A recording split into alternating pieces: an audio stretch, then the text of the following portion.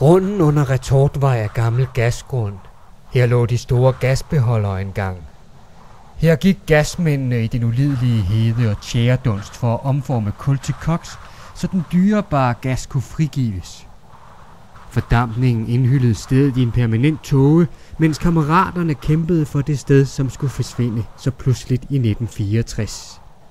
Senere byggedes datacentralen, og gasmændene blev skiftet ud med dataloger, forretningsfolk og landets bedste hjerner og mest fuldendte teknologi.